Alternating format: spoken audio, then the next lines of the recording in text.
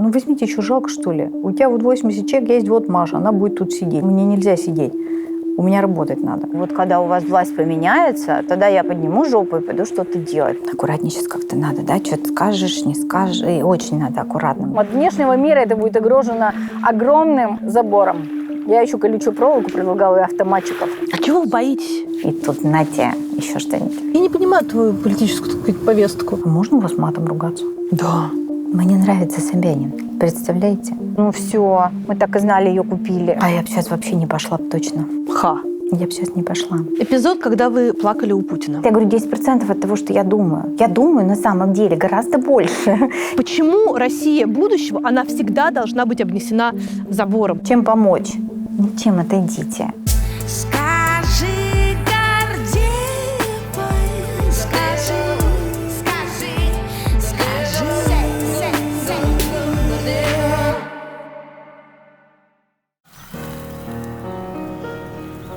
У меня один раз такой случай был. Нам на Братиславской лет 6 назад, любименький наш Роспотребнадзор, может даже 8 лет назад, нас закрыли на 90 дней. Мы взятку не дали. Они нас закрыли по суду на 90 дней за то, что у нас площадь зала не соответствовала каким-то гребаным стандартам 60-го года. Через полгода это отменили. Вот именно это требование в Санпине через полгода было отменено. Только мы 3 месяца стояли. А прибыль вам не закрыты. вернули, которую... Что? Они по закону закрыли. Потому что предпринимателя в 95% случаев кошмарят по закону. Просто закон такой. Просто закон разрешает это делать, понимаешь? Поэтому очень важно просто закон менять, а не с точечными проблемами разбираться. Но точные проблемы не решать нельзя, потому что иначе будет вот этот погиб во имя... Настя, Да. нам нужно принять важное решение, касающееся малого и среднего бизнеса, точнее того, как он вас увидит. Поэтому мы должны выбрать цвет. Никто еще не смеялся в ответ на этот вопрос так. Просто это же так прекрасно, когда вот это вот решение, оно такое. Спасибо, Катя. Просто выбрать цвет. Из какого можно выбирать? Из скажи? любого. Чего, что вы делаете? Вот проблема выбора, поэтому у нас в стране нет выбора. Чтоб не выбирали. Чтобы не просто. выбирали, люди подвисают, мучаются. Даже цвет вы не можете выбрать. Зачем вы меня позвали? Я даже цвет не могу выбрать. Что делать? Так, я беленькая. На чем я буду красиво выглядеть? На черненьком? Будем на черненьком. Ой. О, черненький. Всё. Фух, получилось. Ура.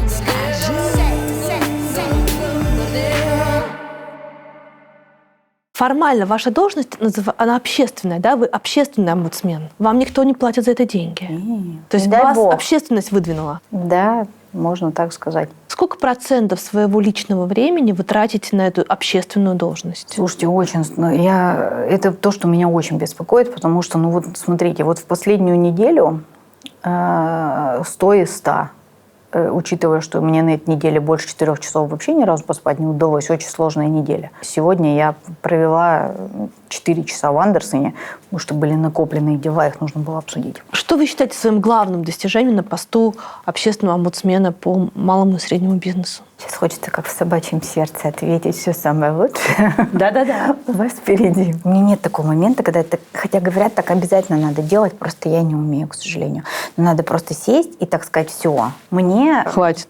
Это давно, надо сказать, было, но нет, что я молодец, вот здесь, вот здесь, вот здесь и вот здесь. А я никогда не умею. Мне даже ребенок подарил такую шкатулку, сказал на какой-то из дней рождения, старший, сказал, вот ты себе сюда вот каждый день складываешь, что у тебя в дне было радостное. Я все время себе обещаю, что с понедельника уже 2 года каждый день буду шкатулку складывать. Ну, все время не хватает времени.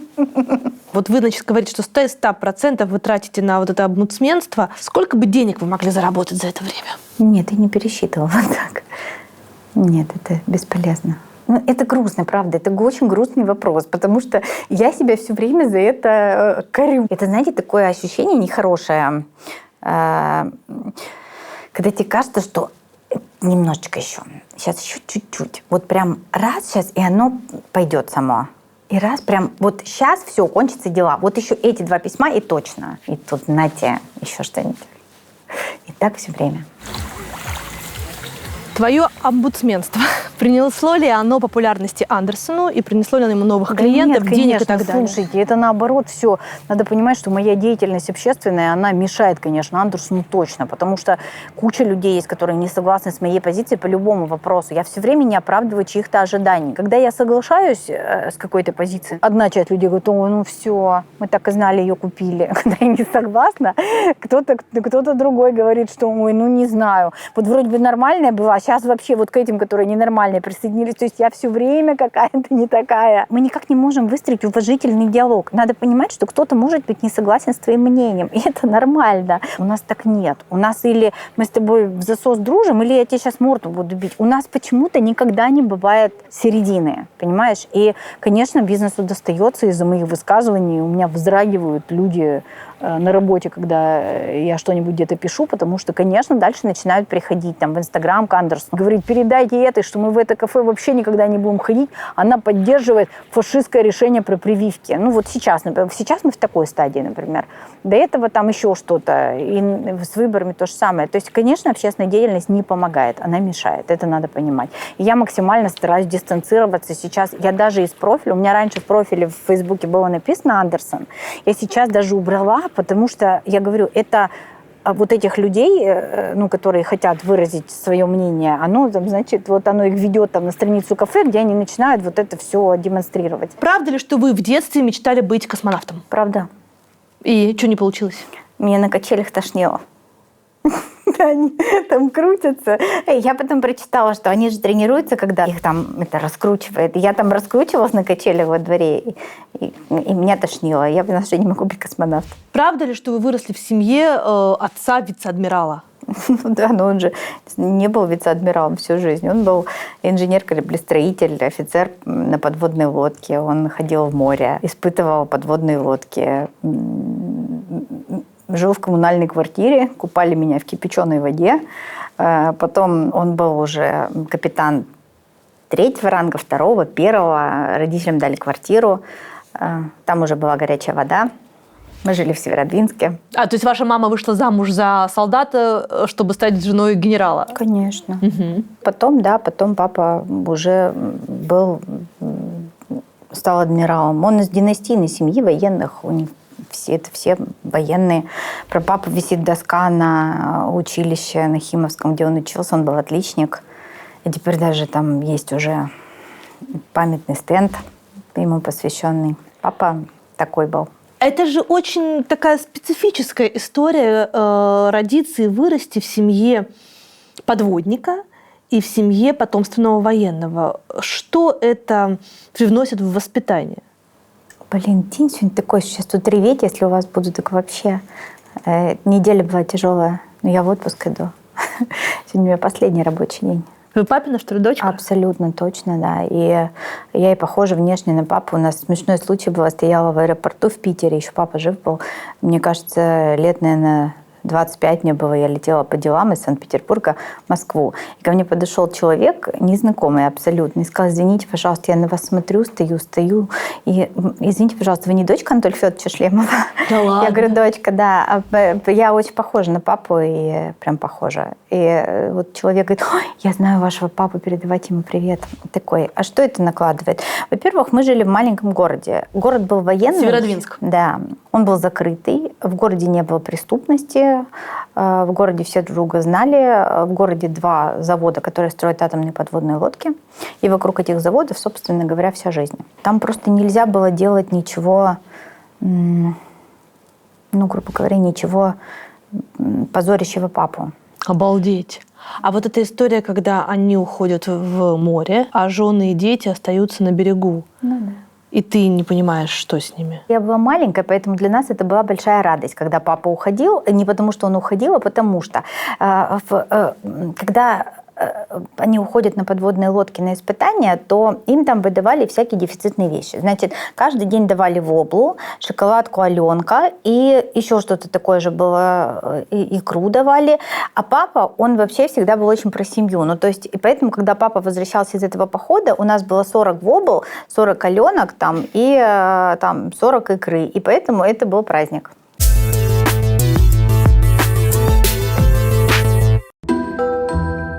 Какой культурный человек не смотрел «Щелкунчика» под Новый год и хотя бы на одну секунду не верил в чудо?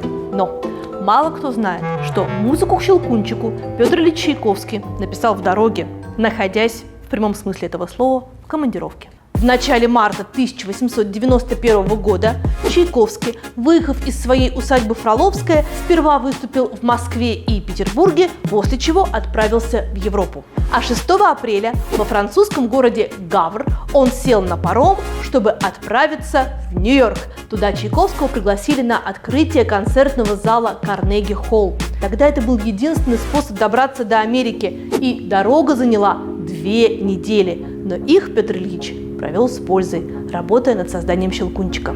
Сейчас бы такая поездка заняла, примерно 8 часов, а организовать эту или любую другую командировку можно еще быстрее, благодаря удобному онлайн-сервису One2Trip for Business. Там можно одновременно забронировать авиа и железнодорожные билеты, проживание сотрудников без посредников и переплат, а также организовать трансфер по России и за рубежом в любое удобное время. Причем цены для корпоративных клиентов ниже, чем для частных. Из очевидных удобств и бонусов нет проблем с бухгалтерией. Поддержка операторов в любое время суток. Никаких скрытых комиссий. И главное – сокращение расходов. Некоторым компаниям удалось сэкономить до 30%. Для отслеживания брони у One2Trip for Business есть удобное мобильное приложение, в котором можно решить все организационные вопросы всего в несколько кликов. И еще одна классная опция. Тратя определенную сумму в месяц, часть ее можно вернуть бонусами в зависимости от уровня программы лояльности. Так что, если в ближайшее время у вас или у ваших сотрудников планируется командировка, попробуйте. Ссылка в описании.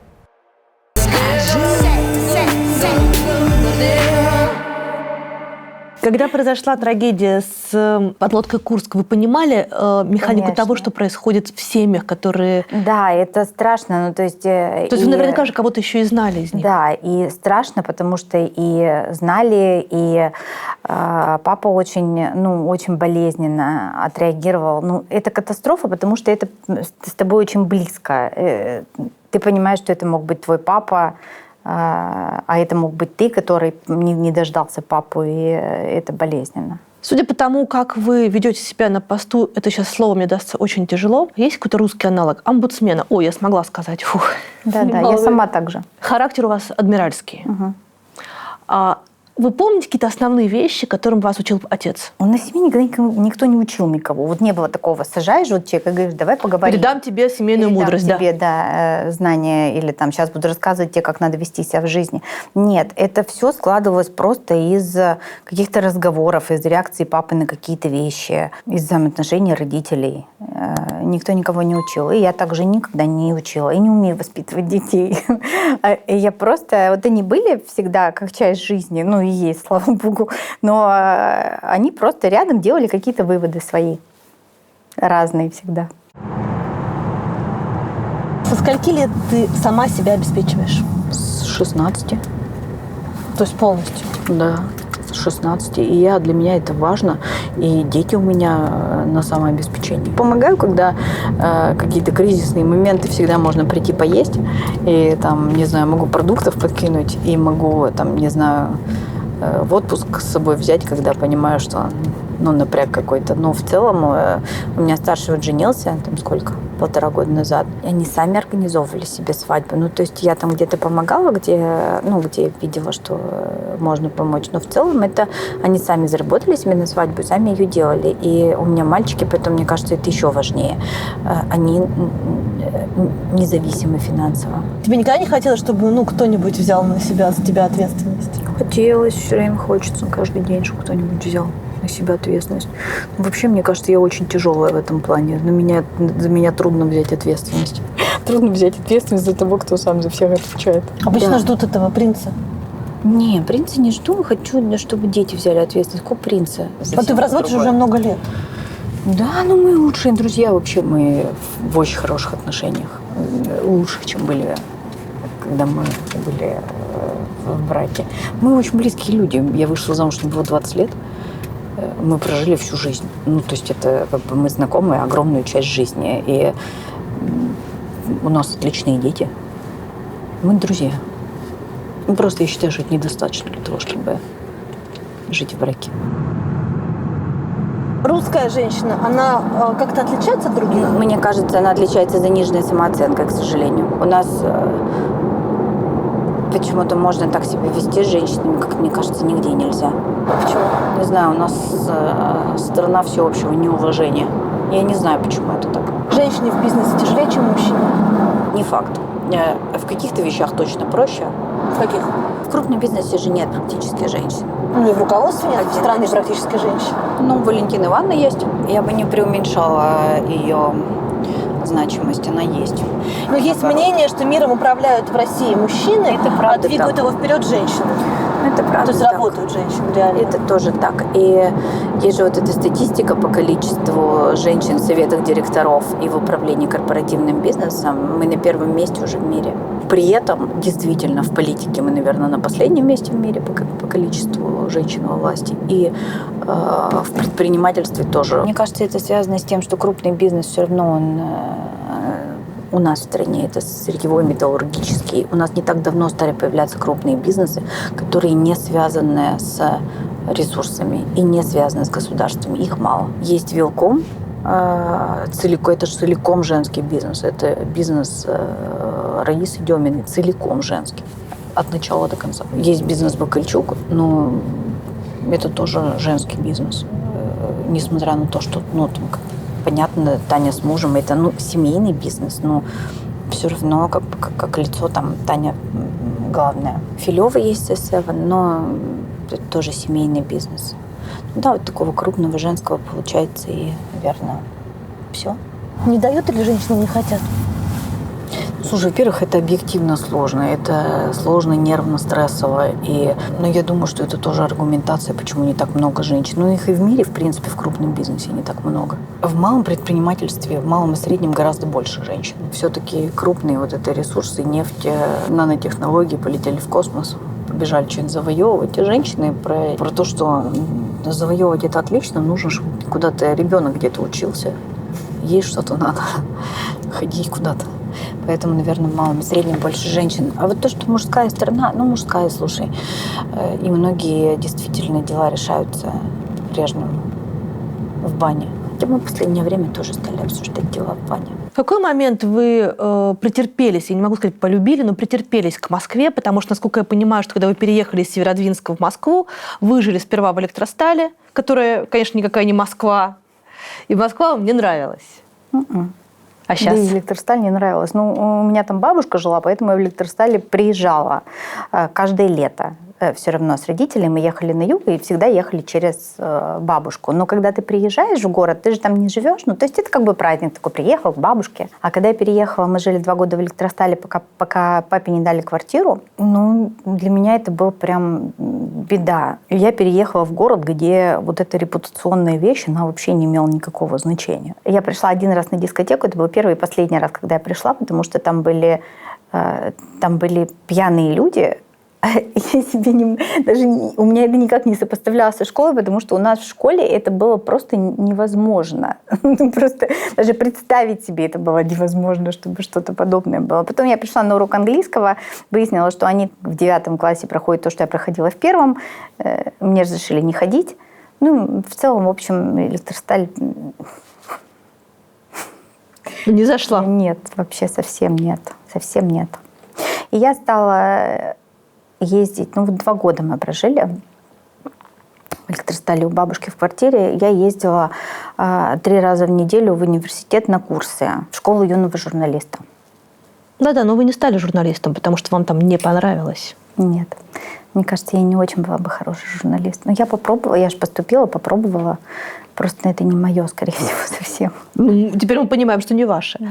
Но сформулированная мечта «я хочу быть предпринимателем», она какая-то, не выглядит прям такая красивая мечта. И нет, она, конечно, не была никогда так сформулирована.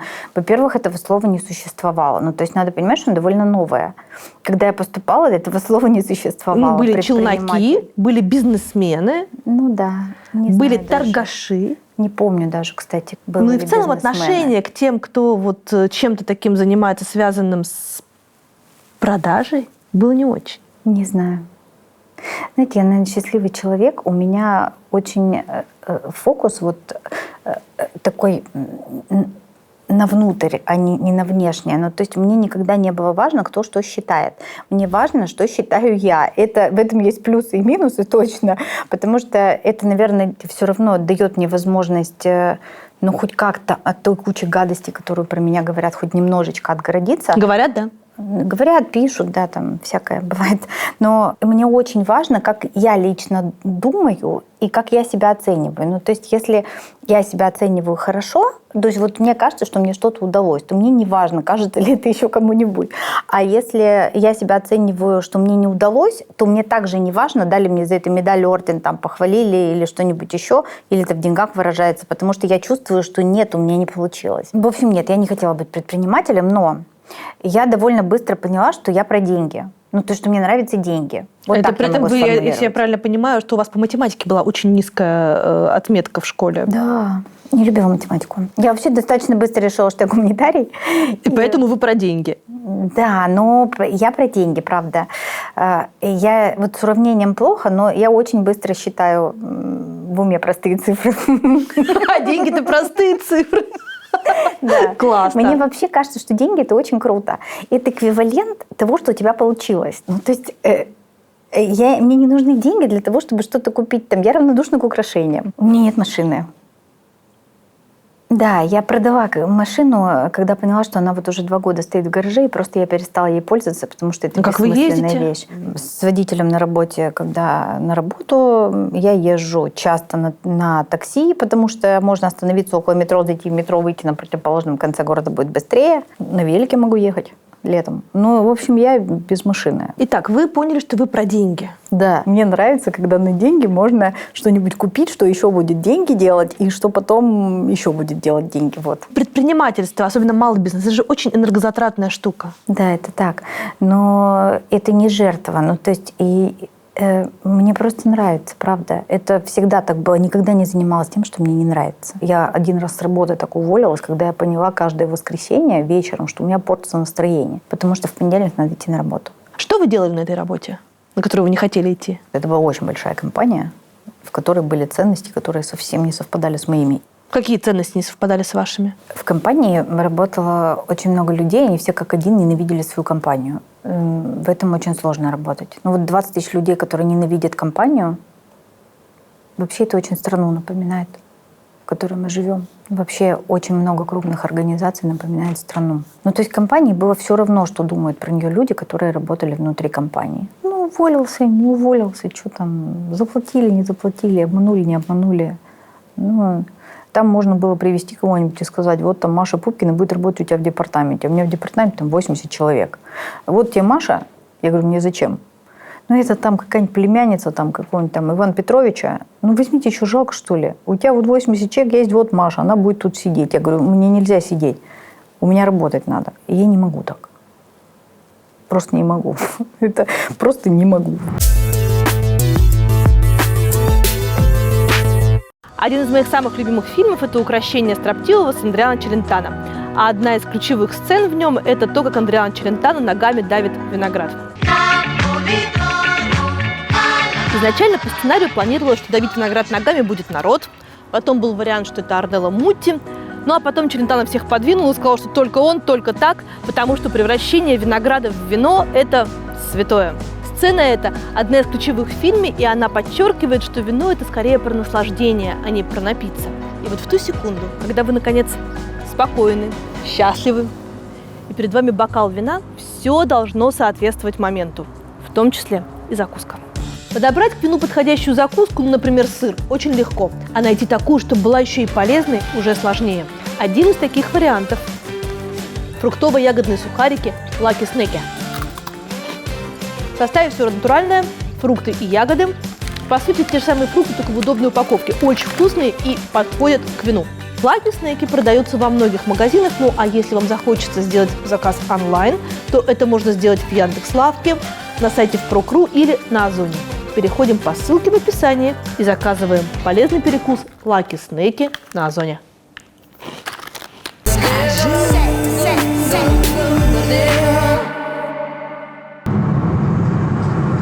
Настя, богатый ли ты человек? Все, что я зарабатываю, я вкладываю в бизнес, покупаю какую-нибудь новенькую машинку для каких-нибудь новеньких вафель. И все свои деньги, которые я получаю в виде дивидендов, которые я забираю, я трачу на путешествия. На путешествие. То есть Я очень люблю путешествия. сейчас тебе тяжело. Но все равно, слушай, я вырвалась сколько-то раз все равно.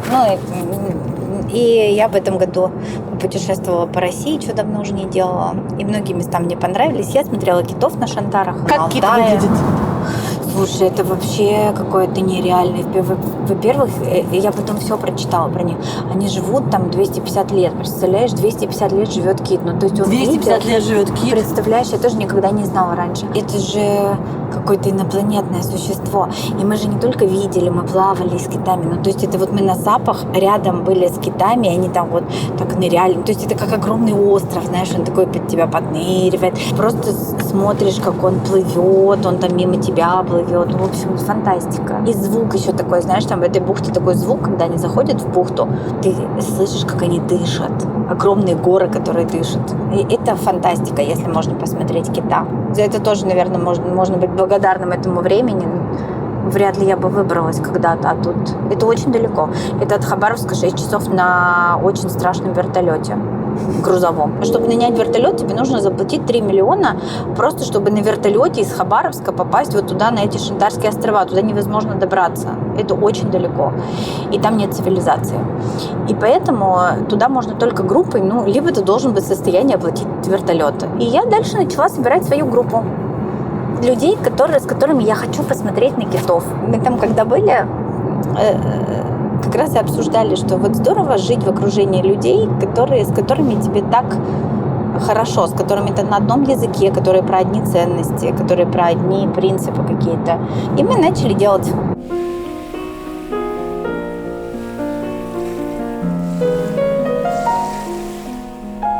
Настя, где мы находимся? Куда мы ехали 2,5 часа? Какого черта?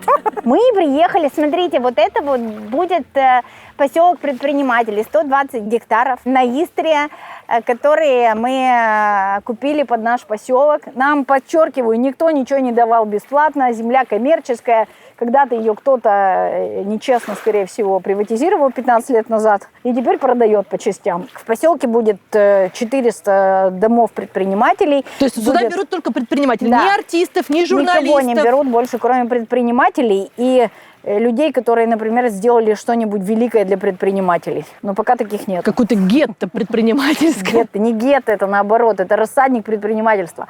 А второй поселок у нас в Калининграде. Мы тоже нашли для него землю, тоже частную, но на море уже. У нас тут вот маленькое море, а там большое настоящее. А почему возникла идея собрать всех предпринимателей воедино и расстелить их рядом? Это будет огорожено забором, кстати? Будет большим. От внешнего мира это будет огорожено огромным забором. Я еще колючую проволоку предлагала и автоматчиков. Мы хотим, чтобы внутри была среда безопасная для предпринимательства, чтобы внутри не было заборов. То есть внутри заборов не будет, Нет. а снаружи будет большой забор с колючей проволокой? Да. Я когда принесла эту презентацию в правительство Московской области, я говорю, вот нам помощь нужна очень простая. Нам нужно, чтобы нам не мешали. Все традиционно.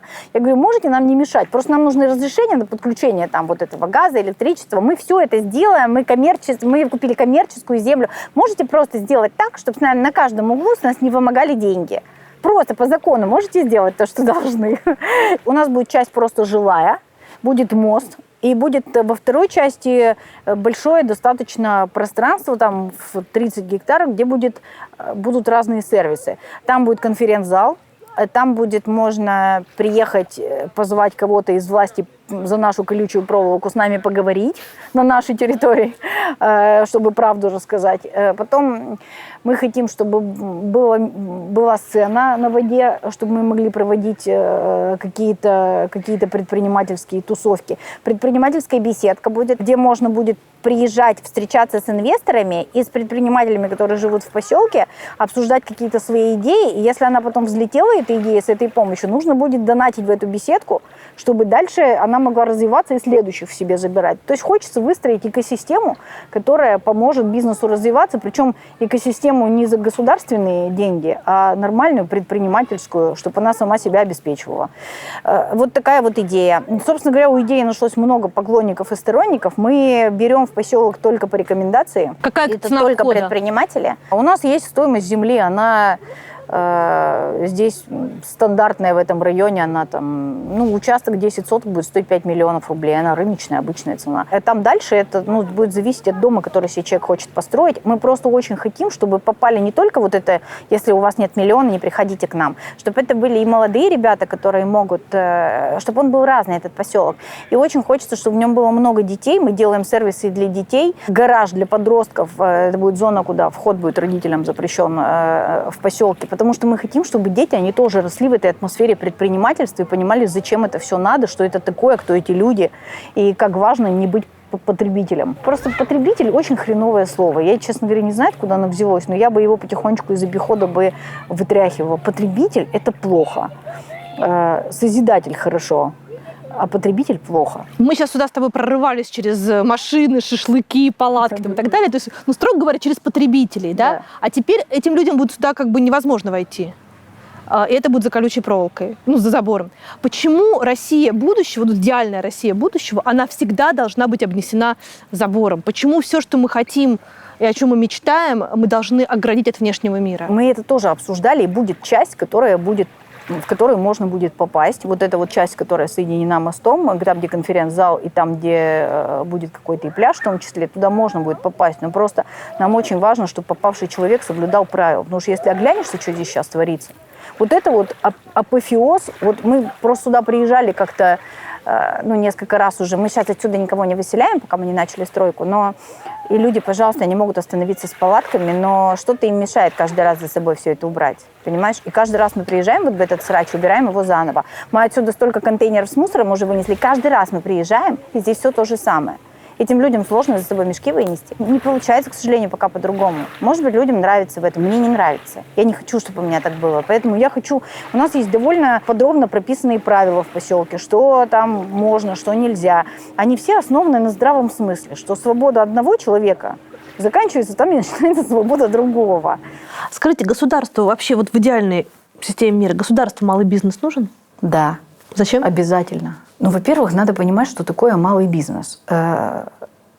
Это вся вот эта комфортная среда, в которой мы с вами живем. Студия вот эта, в которой мы сидим, это малый бизнес. Рулет, который я принесла, это малый бизнес. Няня, которая к нашему ребенку выходит, это малый бизнес. Детский сад. Салон, в котором мы уложились, это малый бизнес. Это все малый бизнес. Просто люди живущие, они в этом не задумываются. Для них эти буквы МСП, они просто как бы, ну это просто буквы. Это какие-то там предприниматели, которым что-то надо от государства. Да нет, это наша с вами комфортная среда. Это ветеринар для собаки. Люди просто не понимают. Это не государство все. Это то, что делают каждый день малые предприниматели. Если мы себе сейчас представим, что это пропало, мы с вами в какой стране окажемся? Я жила в городе, в котором был один ресторан. Один. Там всегда стояла очередь. По праздникам можно было прийти. Я была в Северодвинске. Да. О, класс.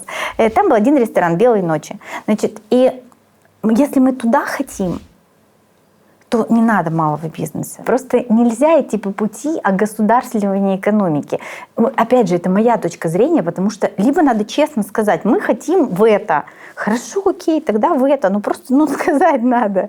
Скажите. Не надо придуриваться тогда. Сейчас в малом и среднем бизнесе по официальным данным даже работает 30 миллионов. Это по официальным данным. Реально работает больше людей, потому что есть серая зона, она довольно большая, но вот 30 миллионов людей – это треть трудоспособного населения России. Хорошо, их не будет.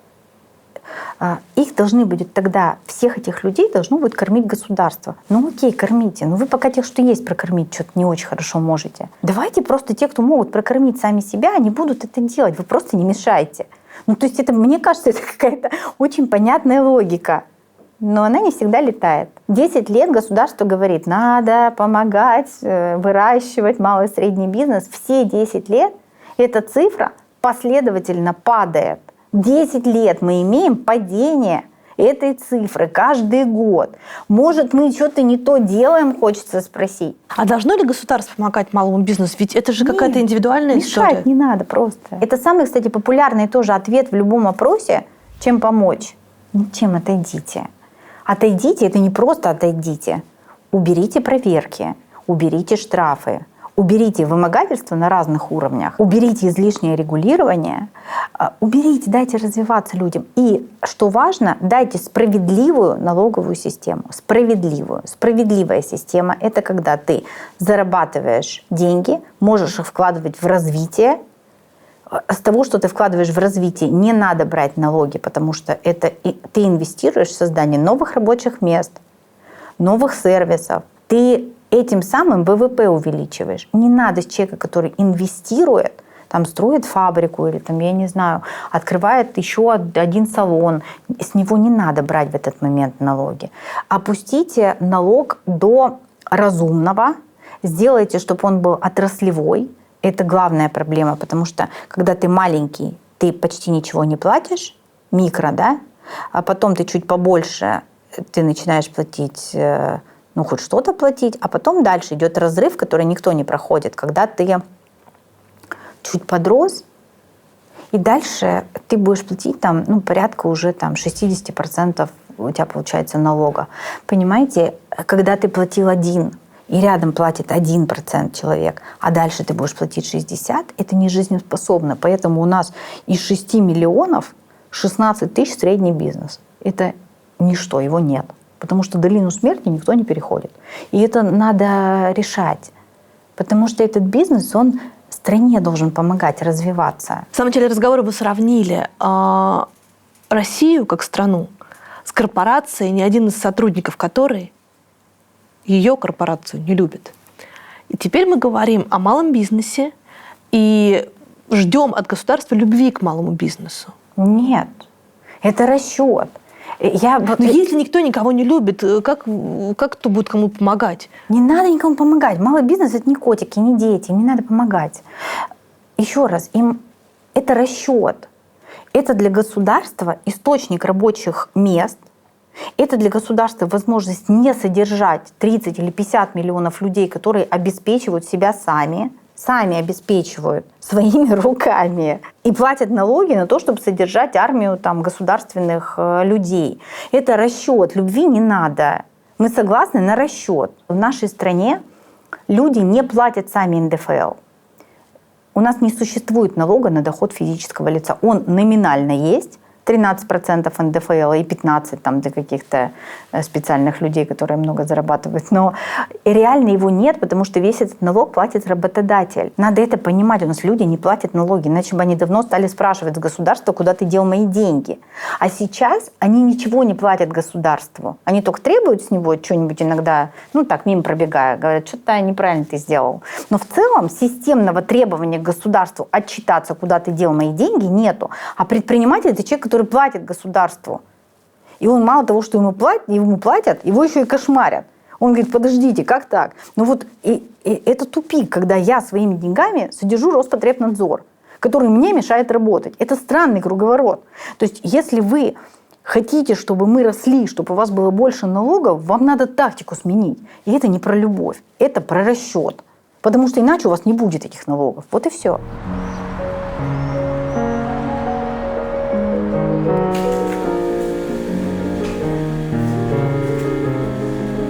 Никогда мы еще не ели во время интервью. Так. Но как надо начинать, потому что мы находимся. Где мы находимся? В Андерсоне. В Андерсоне. Почему это называется дайте чай Андерсон? налью. Хочу. Давай.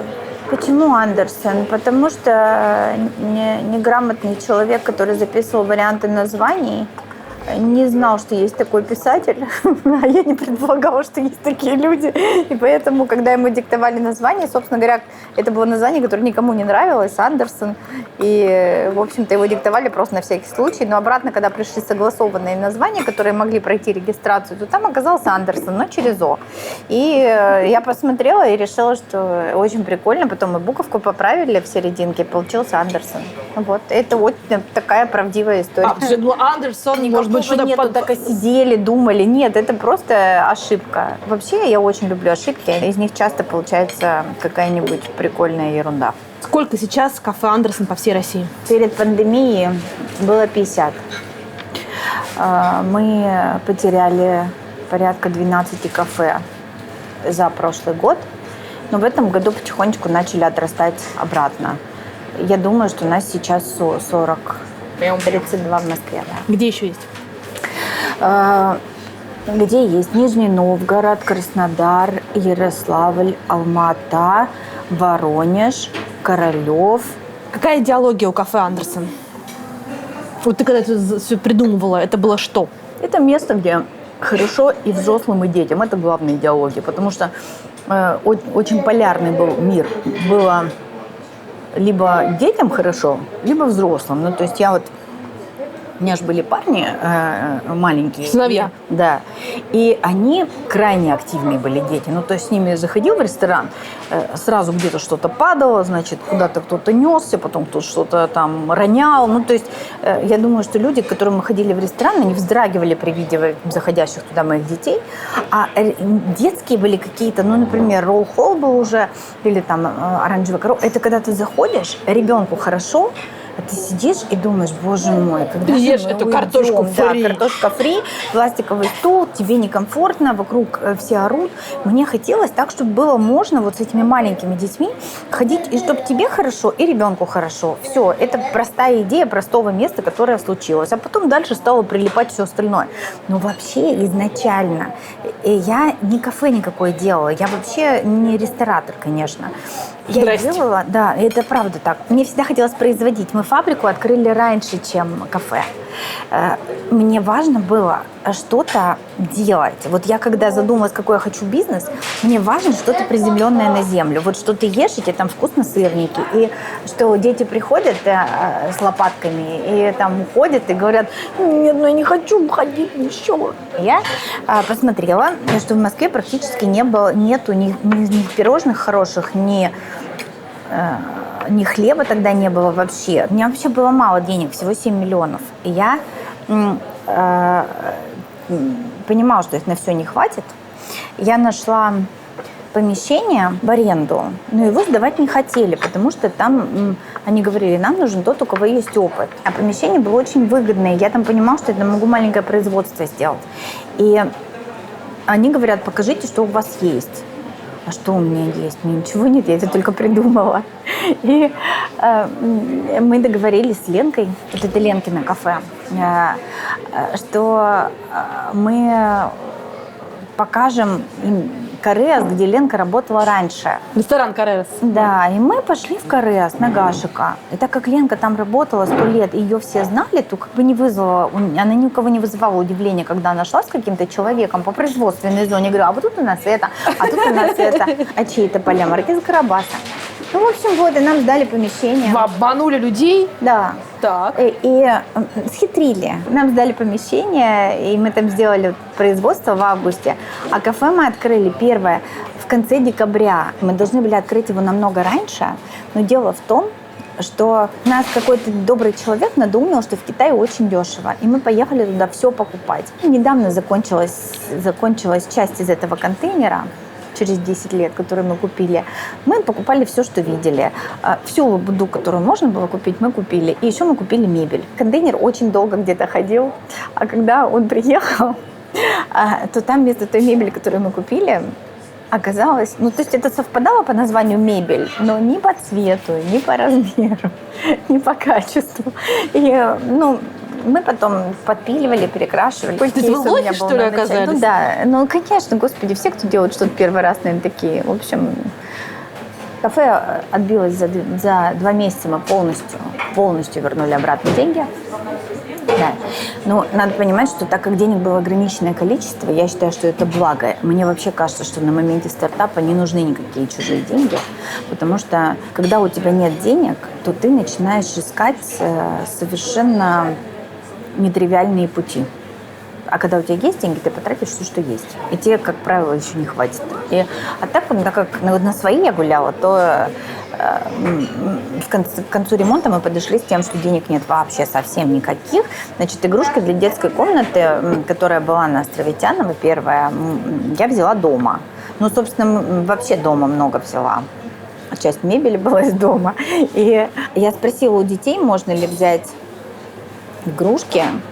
Они уже были взрослые достаточно, что-то там 12 лет, 12 и 10 было. И Тима очень такой, как скряга, как коробочка. Он сказал, можно, да, возьми. Но потом, когда пришел в кафе через пару недель, сказал, я все свои игрушки забираю домой. Я говорю, почему? Я тебе игрушки дал, не чтобы тут приходили чужие дети и их ломали. Я думала, за ними кто-то будет смотреть. И, мы его уговорили, игрушки оставил, но вот так начиналось кафе.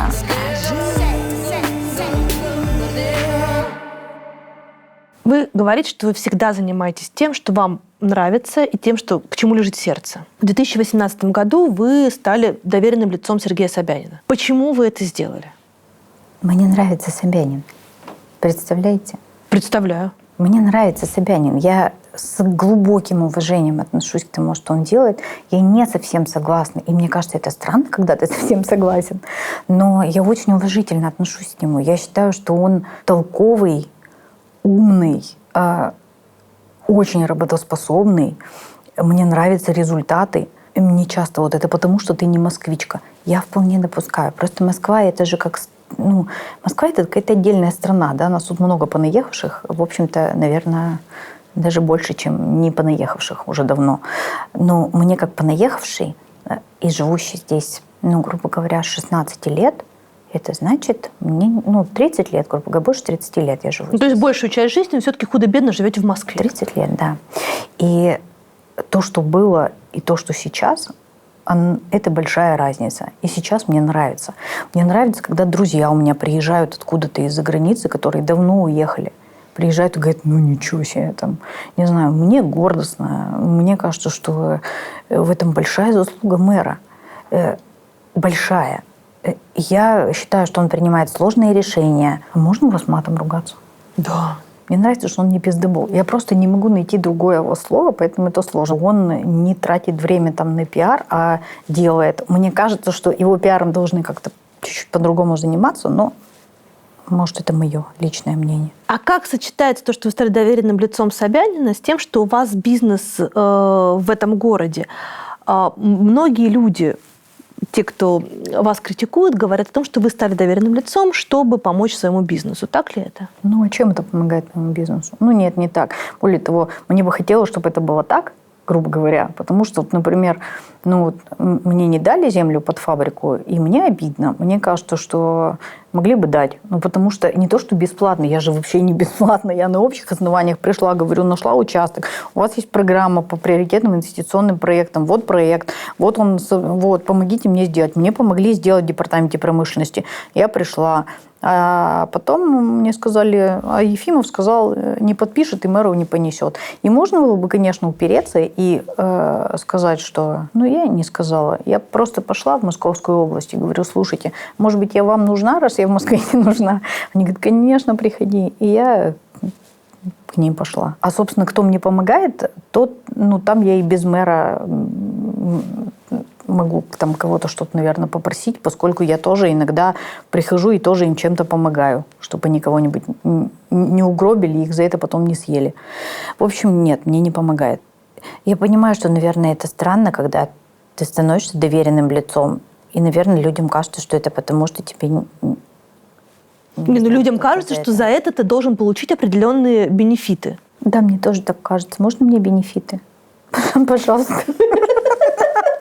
Пожалуйста, можно мне немножечко бенефитов? Нет, пока не прилетело, но пока только бывает тоже что-нибудь прилетает мне другое. В 2019 году вы пошли на выборы в Мосгордуму как кандидат-самовыдвиженец по 17-му, по-моему, округу на востоке столицы. Да, в Перово, там, где фабрика. А зачем вам? А я бы сейчас вообще не пошла бы точно. Я бы сейчас не пошла. Я вообще такого насмотрелась, что нет, я не пошла бы больше никогда. И, конечно, я не пойду в Государственную Думу, несмотря на то, что несколько раз там какие-то вот эти вот разговоры там... Я не... Почему? Потому что я хочу заниматься тем, что мне нравится. А тем, что мне не нравится, не хочу. Мне не нравится заниматься предвыборной кампанией. Вообще. Я считаю, что это просто трата времени, нервов и какой-то... Я потом 2 месяца вообще в себя не могла прийти, потому что мне кажется, что это какой-то ад. Погодите, вы на Питерском экономическом форуме говорили о том, что нет никаких законодательных инициатив по поддержке малых предпринимателей. Просто ничего не надо менять. Остановитесь. Не осчастливливайте нас, просто остановитесь. Мы не успеваем читать то, что вы пишете. При этом у вас есть возможность пойти в законодательный орган, как-то поправить эти законы, чуть-чуть исправить ситуацию и помочь тем самым предпринимателям, про судьбу которых вы так хорошо знаете. И вы говорите, что вы не хотите. Я просто считаю, что есть куда более эффективные методы. Они работают. Я это делаю. Зачем мне туда? Чтобы штаны просили? Чтобы что? Чтобы изменить закон. Я и так это делаю. Зачем? А как вы это делаете? По-разному. Я делаю это через Москву. Спасибо Сергею Семеновичу, который человек довольно влиятельный в нашей стране. И, например, он очень помог с НДСом для ресторанов. Москва прям сказала свое весомое слово, что это важно для города. И вот у нас получилось. Аккуратнее сейчас как-то надо, да? Что-то скажешь, не скажешь. И очень надо аккуратно. А чего вы боитесь? Подумаю. Не хочу, чтобы какие-то вещи, которые я скажу, осложняли мне потом возможность что-то изменить. Вот смотрите, через какие еще вещи. Сейчас я делала доклад президента, доклад для президента, который понесет Титов по малому и среднему бизнесу. Я его делала сама руками. 1,5 месяца у меня ушло на это, потому что у нас с Титовым по многим вопросам не совпадает точка зрения. При всем моем уважении к Борису Юрьевичу, он понятия не имеет, что такое малый-средний бизнес. Прям это факт вообще. То есть он давно в другом измерении, и поэтому ему проблемы там, да, они ему не очень понятны, а там много проблем. Омбудсмен должен быть разный по крупному и по малому. Просто это правда две разных проблематики совсем. У одних есть проблематика, что, например, их нужно по лондонскому списку вытаскивать из-за границы, да, и пытаться, чтобы их здесь в тюрьму не посадили. А вот у малышей, у них там проблематика, им там вот эти вот несчастные 100 тысяч рублей, которые они зарабатывают в месяц, их не отняли на штрафы. Это разная жизнь. Просто разная. И поэтому ей нужно по-разному заниматься. И я его делала сама, доклад этот руками. Этот доклад, он несется президенту, после этого есть какие-то инициативы, которые согласовываются, и дальше они идут в работу. Для этого не надо быть в Думе. Я в нормальных, рабочих, конструктивных взаимоотношениях с Министерством экономики, к которому тоже можно прийти с инициативой и сказать, вот смотрите, есть тут такая проблема, давайте вот так вот сделаем. Но у меня есть много намеченных каких-то коридоров. Я по ним иду. И поэтому вы боитесь называть какие-то вещи своими именами, да? Почему-то очень много людей, которые во власти, они иногда даже по-детски обижаются на какие-то слова, услышанные из прессы. Прям обижаются. То есть это не просто а обижаются и расстраиваются.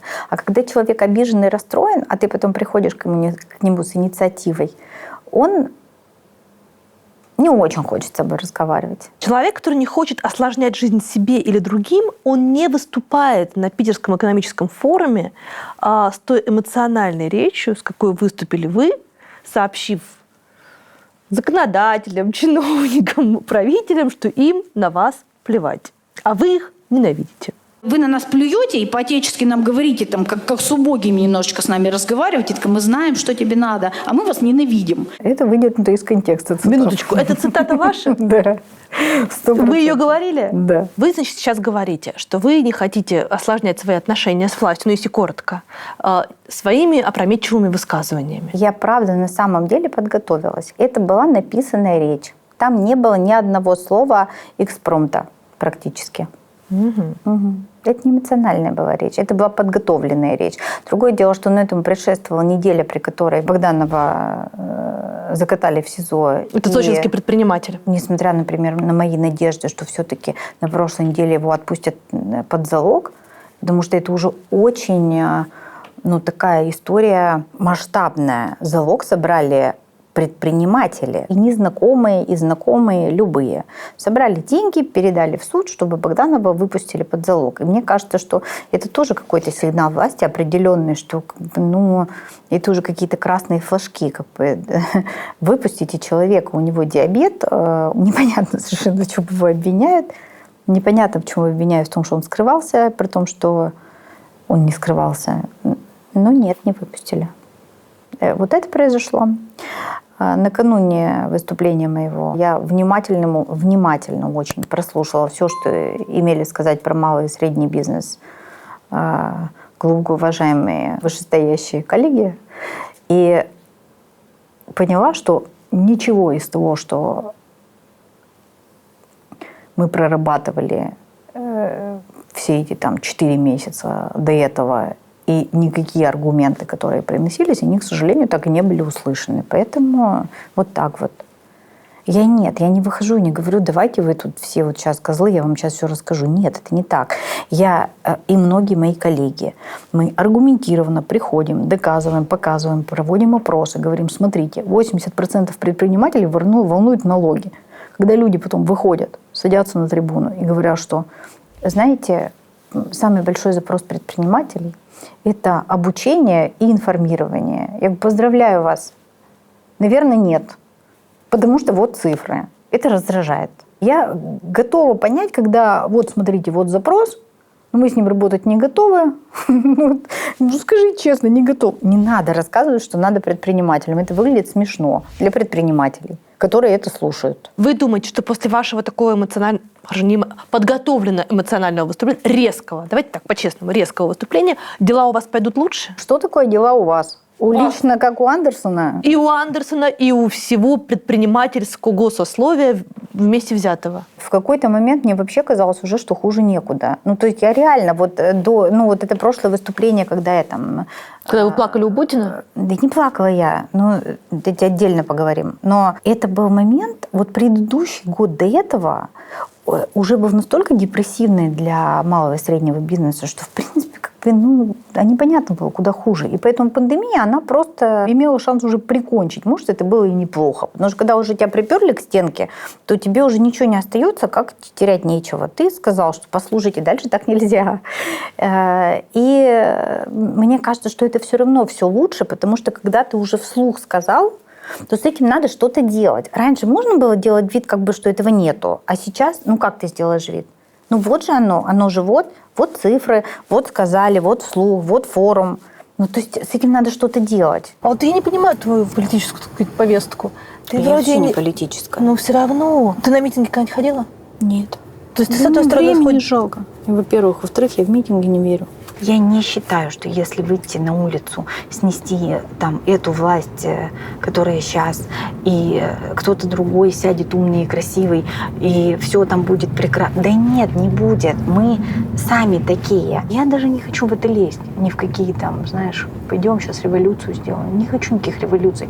Я хочу просто, смотрите, вот мы предложения, вот они есть. Давайте сделаем вот так вот.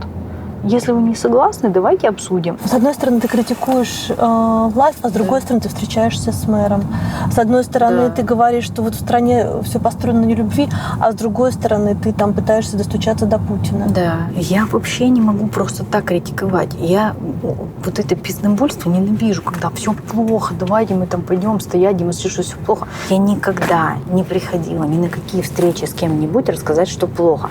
Даже взяв этот ПМФ, у меня бумажка, в которой я говорю, не нравится вот это, сделать надо вот это. У меня есть шаги, которые надо сделать. И еще, конечно, я хочу, чтобы не было ненависти. Потому что в этой ненависти просто люди захлебываются, и в этом нет никакого конструктива. Сидеть, ненавидеть кого-то. Я не могу. Не хочу. Мы живем в стране, где обычно и наши мамы нам говорили, и мы отовсюду слышим, что промолчи, чтобы хуже не было. Иногда думаю, так надо, но я просто так не умею. Честное слово, я просто так не умею. Сильно вам это вредит? Достается, конечно. Но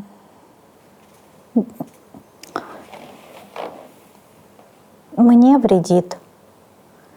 А малому и среднему бизнесу помогает в целом. У меня есть друг такой, звать Нюта. Нюта Федермейстер. Основатель благотворительного фонда помощи хосписам «Вера». Да. Прихожу, говорю, знаешь что, все, я не могу больше. Вообще, я просто больше не могу. Я как будто об стенку стучусь головой. Она говорит, не, ну погоди. Ну, мы еще повоюем, погоди. А что надо-то, скажи, что надо, кому мы сейчас должны позвонить? То есть она тоже такой человек деятельный, она как бы... Я вот не умею никого жалеть, то есть ко мне бесполезно приходить, говорить, ой, мне так плохо, пожалей меня. К сожалению, мои близкие лишены этой возможности, потому что я вообще не умею никого жалеть. Я могу, если человек приходит ко мне с проблемой, я говорю, хорошо, что будем делать? Что делать? И поэтому ко мне нельзя так приходить, я сразу в список себе занесла, что есть проблема, надо решать. И она также, подожди, куда пошла? Если ты уйдешь, кто останется там? Подожди, мы еще поборемся. И мы поборемся так иногда. Вы верите, что станет лучше? Да, конечно, становится лучше. Просто медленно. Просто мне грустно от того, что то количество времени и сил и внутренней своей вот этой там энергии, которую трачу я думаю, что если бы она прилагалась в каких-то комфортных более условиях, то уже было бы прям город-сад было бы. Ну, то есть, конечно, это очень-очень медленно. На вложенные усилия я получаю очень маленький результат.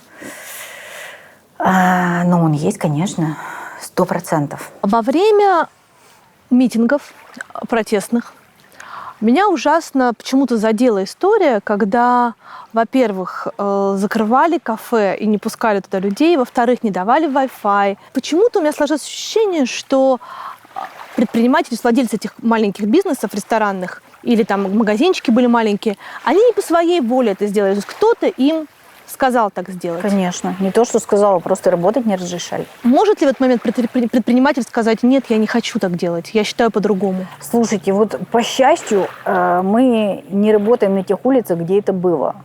По счастью.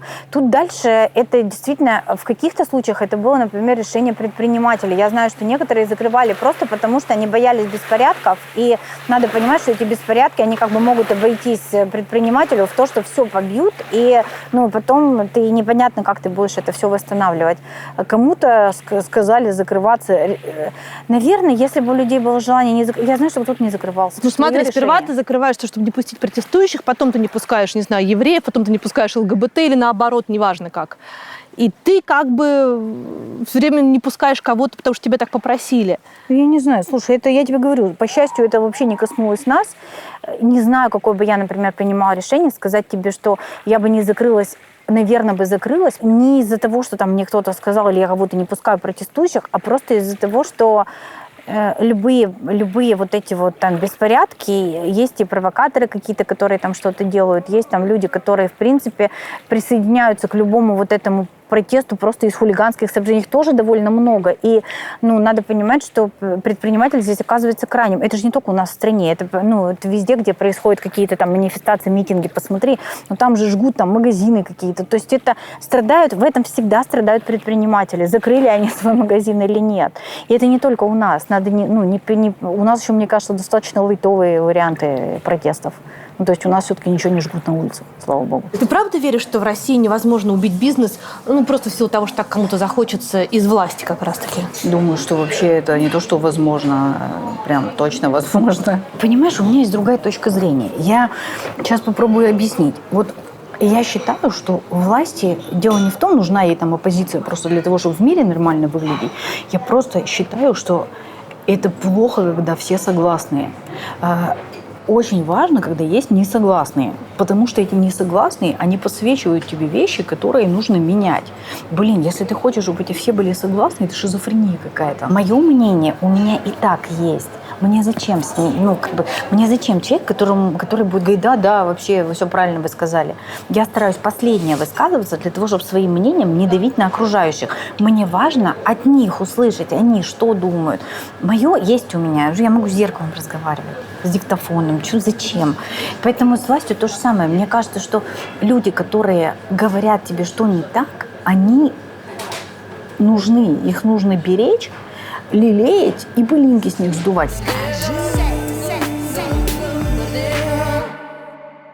Эпизод, когда вы плакали у Путина. Да не плакала я.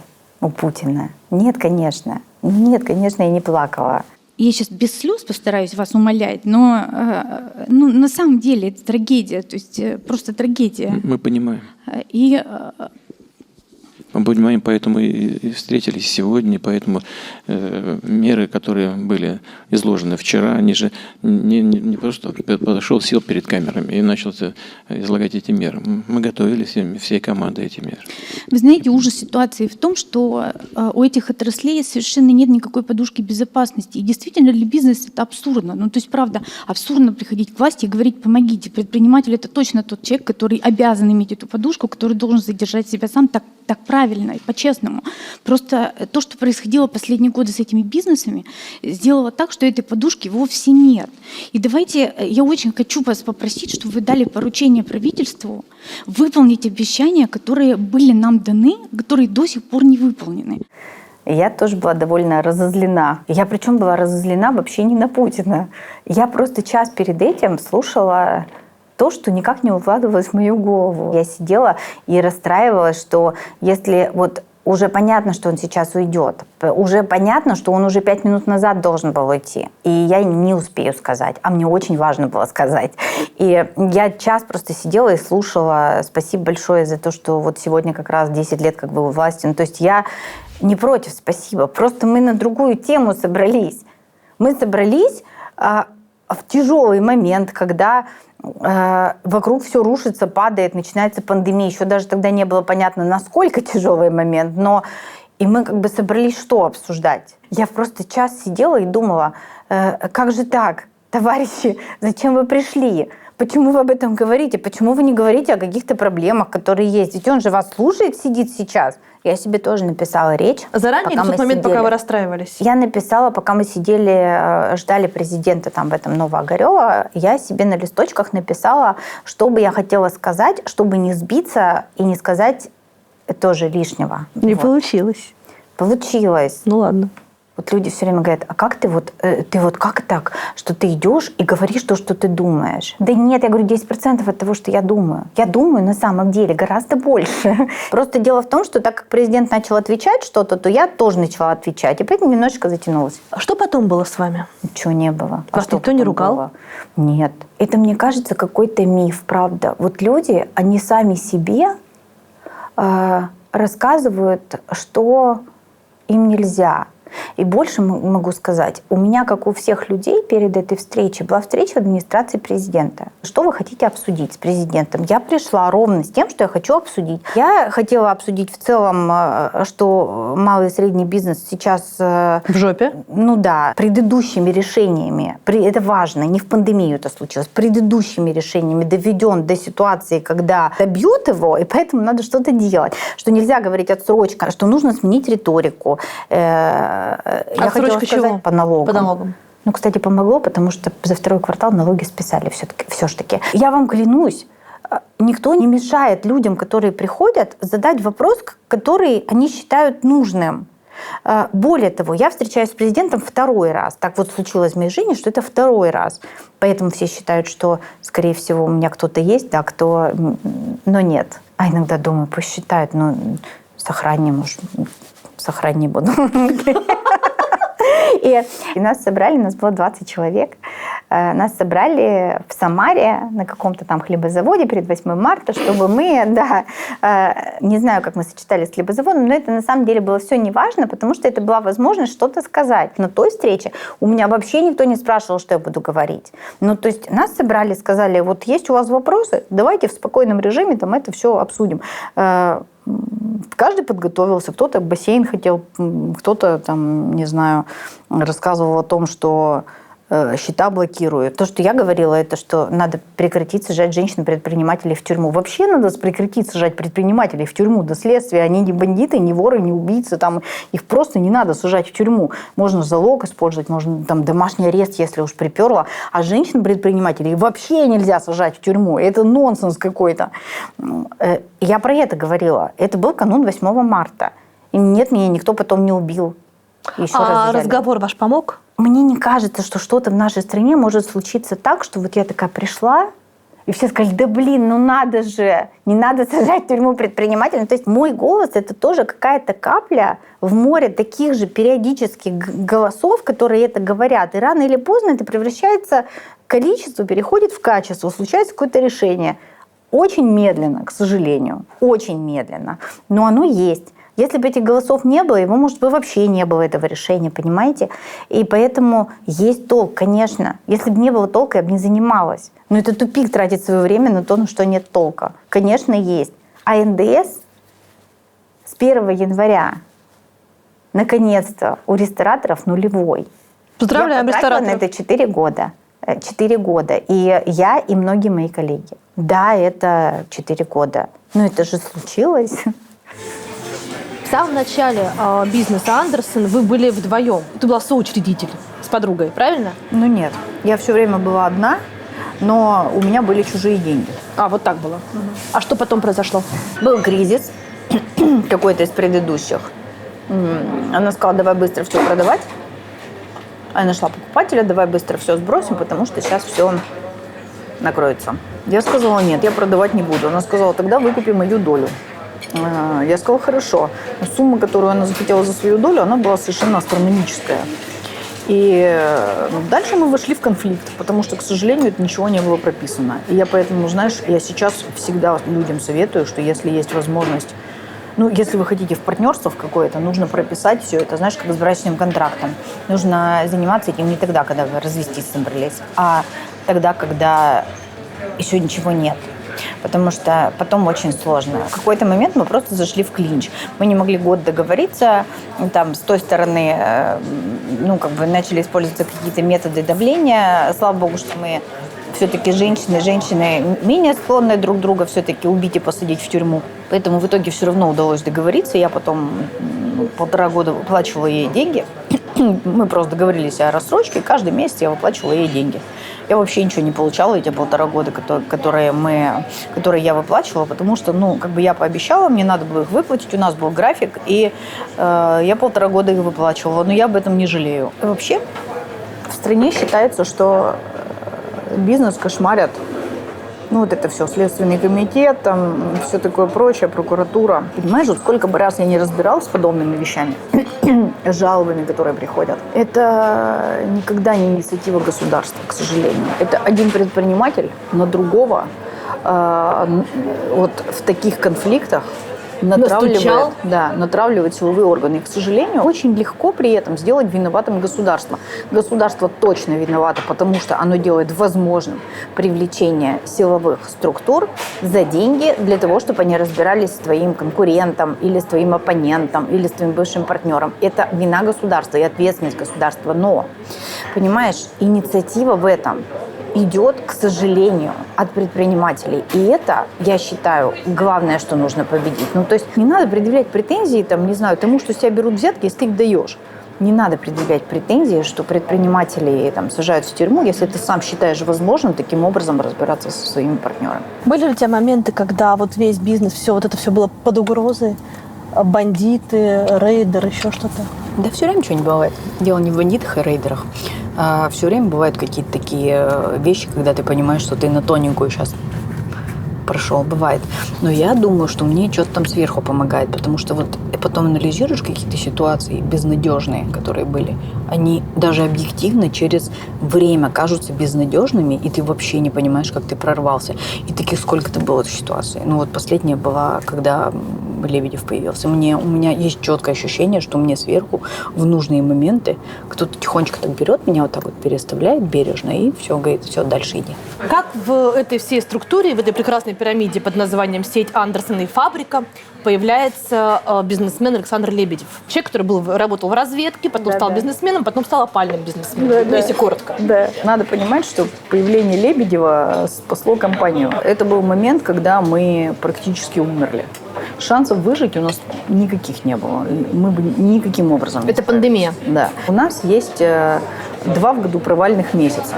Июль Июль самый плохой месяц, ну просто потому, что уезжает наша целевая аудитория. Она уезжает на даче, к бабушкам, там, дедушкам. Детей мало в Москве, и в июле у нас обычно это такой месяц затишья, когда мы готовим какие-то планы там дальше, готовимся к сентябрю, там что-то переделаем, ремонтируем и так далее. Это месяц, который убыточный для нас. И февраль. Зарабатываем мы в марте, апреле, мае больше всего, и в сентябре, октябре, ноябре. Март, апрель, май, сентябрь, октябрь, ноябрь в прошлом году были месяцами, в которых была сначала первая волна, а потом вторая. И как раз отпускала, ну, то есть вот между этими волнами были промежутки, которые попадали на то время, когда мы в принципе не зарабатываем. Поэтому у нас был огонь год в прошлом году. Ситуация еще усугублялась тем, что весенний вот этот вот флайт, когда началась пандемия, у нас есть очень активное время выпускных, когда у нас вообще заняты все залы, они забронированы задолго до, потому что выпускные. Мы берем предоплаты на выпускные, мы готовим, там закупаются костюмы, реквизит, программы, нанимаются отдельные дополнительные люди, потому что это большой объем работы. И вот эти все люди одномоментно пришли и сказали: верни назад мои деньги. 12 миллионов нам нужно было вытащить прямо сейчас, прямо завтра. А взять их было негде. И еще хуже, что мы до этого начали искать инвестора за год, потому что мы собирались строить новую фабрику. Нам нужно было на нее оборудование, мы собирались расширяться. Мы нашли инвестора, и 5 апреля мы должны были подписать инвестиционную сделку. Мы оказались в ситуации, когда мы потратили уже, а сделка не случилось, потому что инвестор сказал: слушайте, простите, я сейчас не готов рисковать деньгами, потому что такая ситуация. И у меня была в тот момент еще в Сбербанке заложена квартира моя. Да. Да, так что у нас же банки как работают? У нас там все нормально. Для того, чтобы получить кредит на оборудование, ты должен свое имущество заложить, еще почку желательно. У нас такое общение с малым и средним бизнесом. Я, скорее всего, оставалась без жилья, потому что оно заложено в Сбербанке, и без компании. И вот Лебедев подписал сделку за 2 недели. Я ему сказала, сколько нужно денег. Он сказал: хорошо. И все. Мне кажется, что он какой-то близнец мой в прошлой жизни. Мне с ним ужасно прикольно. То есть мало того, что я получила человека, который спас компанию, просто я получила хорошего друга и единомышленника. Он очень крутой человек.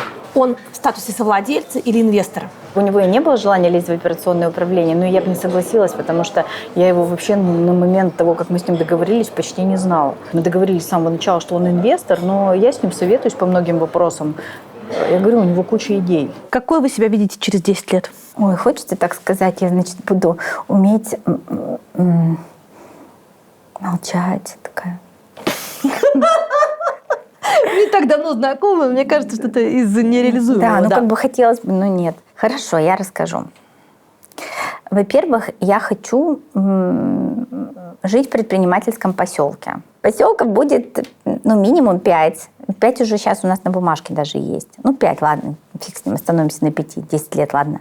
5 поселков будет предпринимательских, между ними будут все связи там выстроены, все будут друг к другу ездить, будет большое очень предпринимательское сообщество. Я буду очень-очень богатая, очень баснословно богатая, потому что я инвестировала в компанию сына. Я наконец-то медитировать начну. Мотоцикл наконец-то куплю себе. Хочу, не разрешать мне мотоцикл покупать. Близкие люди не разрешают покупать мотоцикл. Спрячу, куплю, спрячу. Ну как, ну что, конечно. Я буду заходить в каждый магазин, вот буду уезжать за границу, заходить там в каждый магазин, и там везде будет продаваться Андерсон. Везде прям. Заходишь в магазин, и прям на полочке вот стоит там Вагон Вилс, Орео и Андерсон. Ну еще в баню я буду ходить по средам, но я и сейчас хожу каждую среду. И вот буду продолжать ходить по средам в баню. Буду продолжать раз в квартал с девчоночей компании выбираться во всякие интересные места. Вино буду продолжать пить. Не буду защищать предпринимателей. Ну, если уж мечтать, так на полную катушку. Не буду защищать, их надо будет не защищать уже. Ну, то есть все будет нормально. Не надо будет защищать, просто надо будет развивать. А сейчас пока еще надо защищать. Вы счастливый человек? Нет. Ну, нет, конечно. А бывают люди, которые, да, отвечают, да? Нет. И это не проблема жизни вокруг меня там, или что-то. Это проблема моего характера. У меня бывают кратковременные моменты счастья зафиксированные. На лыжах там, или когда я там на даче, сестра, племянники, там все, все счастье. Но в целом мне всегда что-то не так. Любовь? Любовь, конечно. Это важно. Она Любовь, у вас есть? Конечно. Нет, так бы моя жизнь совсем была бы невыносимая. Надо как-то еще раз сейчас переговорить. Вы счастливый человек? А я такая, да.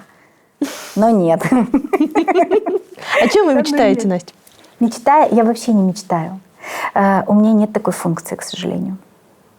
Я не мечтаю. Я человек, который делатель. И у меня нету функции мечты. То есть мечта, вот люди там карты желаний, какие-то мечта, сидишь, мечтаешь. Я когда себе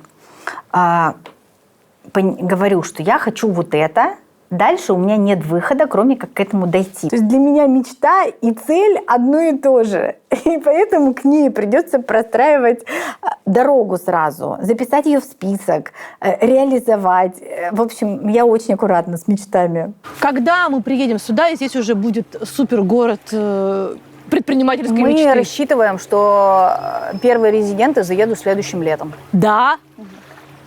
Там сейчас борщевик посюда. Борщевик будет весь перекопан. Это первое, что мы сделаем, когда мы заведем сюда технику. Мы за лето должны все полностью подготовить, чтобы зимой можно было делать те вещи, которые можно делать зимой. А ты не боишься того, что всем вот этим людям ваши идеи не понравятся? Мне все равно, это же купленная земля. То есть мы ее купили по закону официально, мы ее не получали ни от кого. Нам ничего никто не давал. Мы пошли и купили ее, в общем-то, за очень приличные деньги, по-честному. Скажи просто, ты патриот? Конечно, а что бы я здесь жила-то?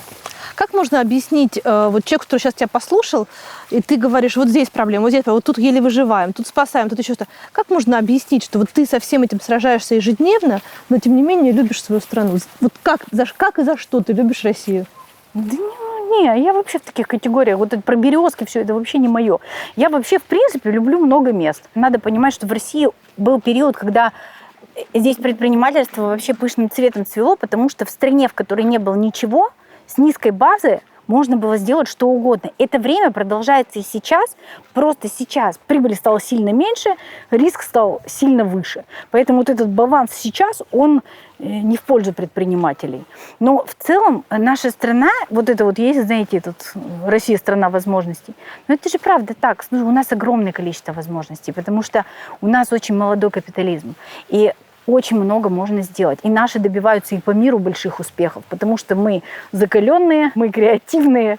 И, не знаю, мне кажется, нам вообще есть чем гордиться. Правда, многими вещами. Мы все продолжаем гордиться, там, я не знаю, победой, которую совершили люди, которых нет уже в живых. И мы просто продолжаем все время гордиться какими-то вещами, к которым мы уже вообще не имеем отношения. Это, знаете, как в Египет ты приезжаешь, они гордятся, что они пирамиды построили. Это смешно, правда. Наверное, нужно как-то актуализировать достижения, чтобы гордиться тем, что ты делаешь и сейчас.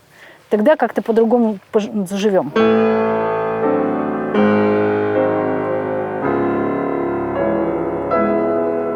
Я горжусь тем, что я живу в одно время с тем же Деминым, который Влад создал. Потому что это великая, отличная компания. С Техноникойлем, с Яндексом. Это проекты мирового совершенно уровня, отличного. Там, не знаю, тот же Wildberries. Это очень круто. Гордиться надо вот такими вот вещами, а не продолжать гордиться тем, что мы когда-то человека в космос первые запустили. И, не знаю еще, чем мы там гордимся. И понятно, что победа великая и чем-то еще. Это, конечно, тоже важно. Но просто нужно постоянно вот этими людьми гордиться, которые сейчас есть. Они тоже этого достойны. Хорошо бы делать это до того, как они все помрут. Может ли когда-нибудь в России наступить тот момент, когда женщина будет президентом? Да. Но, скорее всего, мы с тобой не доживем. Прости. И мне кажется, для страны это было бы очень хорошо. Почему? Отчасти стране не хватает какой-то...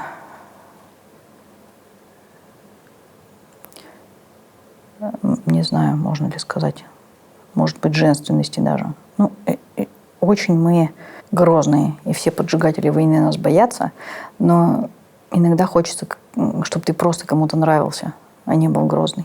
Опять же, если бы была женщина, малый и средний бизнес точно стал бы развиваться лучше, потому что женщине близки очень эти вещи. В малом и среднем бизнесе на самом деле очень много женщин, именно потому что это про то, что вокруг нас, про простую жизнь, которая должна быть лучше каждый день, понемножечку. И мне кажется, что нам просто очень давно не хватает какого-то, не знаю, рейтинг, может быть, завести какого-то счастья.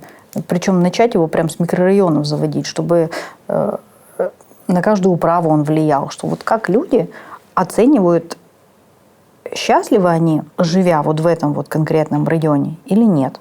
И мы бы тогда, может быть, стали что-то делать и смотреть, как на счастье влияют элементарные вещи. Например, что можно не красить цвет в такой тошнотворный цвет стены в подъездах, а что этот цвет, он тоже влияет на уровень счастья. На него влияют очень многие вещи, они на самом деле часто бывают простые. Мне просто кажется, что люди, которые нами управляют, они недооценивают влияние этих простых вещей и уровня счастья на в целом ситуацию в стране. Вот такие, мне кажется, две проблемы есть. Никого не заботит уровень счастья в нашей стране, и что никого не заботит уровень доверия. И я вот считаю, что то, что сейчас происходит с прививками, это просто дело не в том, антипрививочники, люди, это просто показатель уровня доверия нулевого. Абсолютно согласна. Хотели бы вы быть президентом? Своего поселка. Я собираюсь там быть мэром своего поселка. Да, хочу быть мэром поселка, где я буду выстраивать жизнь, как мне кажется, правильным. И, может быть, у меня не получится, но я буду опросы проводить и смотреть, там счастливы люди в этом поселке или нет. А президентом, если мы разговариваем с вами о конкретной должности, в конкретной стране, конечно, нет. И более того, я не завидую ни президенту, ни мэру. Я думаю, что уровень ненависти наших людей к тому, что любой человек на этом месте будет делать, он будет всегда тотально запредельный. Поэтому нет, это грустно. Нет. Свобода или стабильность? Нет, нужно еще какое-нибудь слово добавить. Нет. Свобода. Правда или безопасность? Правда. Милосердие или справедливость? Милосердие. Работа или любовь? Любовь. И в той же работе тоже любовь. А вы можете все бросить ради любви? Если нет любви, зачем работа? Что такое все бросить? Ради любви. Вот всю работу вообще. Ради любви к чему, к кому? Ну, к человеку. Не представляю себя в такой ситуации, когда мне нужно будет ради... Что же это за человек? Тот, кого вы любите, говорит: Настя, Да. бросай все, летим, не знаю, в Австралию, на Луну, куда угодно, все, в пещеру, на необитаемый остров. Ну ладно в целом, но мне надо доделать список сначала. Я прям завтра не могу, у меня елки. Смотри, Настя, какой там борщевик шикарный, высокий, Прекрати, огромный. не смотри на борщевик. Как Ничего не тут смотреть не на будет. борщевик? Ну, я вот смотрю на борщевик, смотрю, значит, на эти кусты, он борщевик какой красивый. Ты правда веришь, что через год здесь будет поселок? Конечно, да. Борщевик мы в один прием все трактором перепашем, все с борщевиком изучили уже. Все будет хорошо. Каждый раз, когда я куда-то прихожу, там растет борщевик и валяются пластиковые стаканы. Поэтому мне не привыкать. Борщевик вообще не Забьемся? проблема. Да, Через год на этом же месте. договорились.